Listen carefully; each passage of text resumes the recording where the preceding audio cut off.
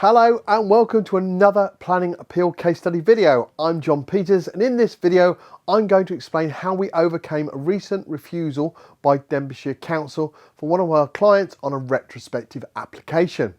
This planning appeal was to overcome the refusal for a retrospective single storey extension and alterations to a dwelling including an integral garage that had been refused by the local authority.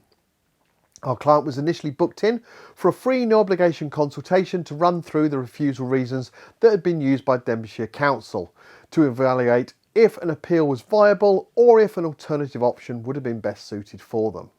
The free no obligation consultation, which took around 15 minutes, found that the case was viable for an appeal to the Planning Inspectorate, taking the decision process away from Denbighshire Council. The refusal reasons stated that were: it is in the opinion of the local planning authority that the proposed cumulative impact of the proposed extensions by virtue of their design and siting would appear overly dominant in relation to the original dwelling and the street scene. This would have a negative effect on visual amenity of the original dwelling and the surrounding area. It is the opinion of the local planning authority that the proposal would result in a loss of private amenity space for the occupiers of the dwelling and would therefore be contrary to the planning policy. It is the opinion of the local planning authority that insufficient information has been provided in respect of assessing the impact on protected species on the site. No ecological surveys have been conducted at the development site, so it is not possible to determine the potential impacts on protected species or demonstrate that proposals will maintain and enhance biodiversity as required. Well, the local planning authority had lots of opinions in this case, and just to pull one of those, we see a lot of the third paragraph requesting the protective species report was a stretch by the planning officer in this case. These reports are expensive and can be made pre-commencement conditions, allowing the applicant to make the call if it's worth paying for such reports when they get granted a permission. As an organisation, we've been finding recently a large number of errors in local authority planning officers' decisions, helping support our appeal cases. We do suspect this has been caused by cutbacks in planning officer numbers and unprecedented increases in workloads. This goes hand in hand with clients repeatedly stating that they heard little or no correspondence throughout the application process. The first thing they knew was receiving the refusal notice. Our specialist appeals team, who handle over 2.5% of all planning appeals in England and Wales that are currently produced and submitted, start by producing a comprehensive and robust appeal statement.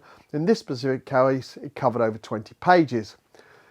It's important to detail in the appeal statement where the local authority failed in their assessment of the case and how, where possible, both local and national policy applies in favour of the appeal. Additionally, if possible, bringing in similar cases that the Planning Inspectorate found in favour of the appeal. To put it into context, the detail required, particularly this particular appeal, was just over 3,200 words. Once an appeal statement is completed, we send the document to our client asking them to check that they are happy for us to submit the case. If we need to add any additional information that the client may have forgotten previously to supply, it is done at this point and the case is then submitted. It's vitally important that all the documents and responses are submitted on time throughout the process, as failure to do so will result in the appeal not being successful. Something we hear about often when people attempt an appeal for the first time. Always ensure you use a professional who has considerable experience of appeals. It's worth asking them for some recent successful planning appeal case studies like the one you find on our website. Due to the large number of cases we represent, we have a dedicated team that liaises with the Planning Inspectorate on a daily basis. For this appeal, an independent planning inspector from the Planning Inspectorate visited the site on the 4th of January, and we're pleased to confirm that the appeal was upheld and permission granted in a 4-page appeal decision notice.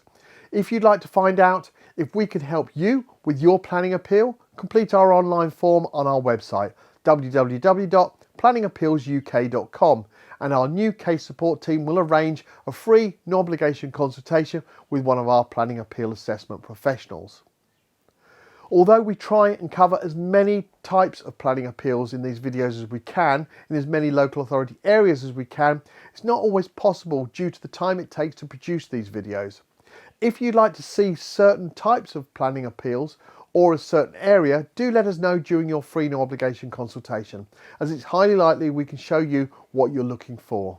Thank you for taking the time to watch this planning appeal case study video, and I look forward to producing the next one shortly. Thanks a lot. Bye.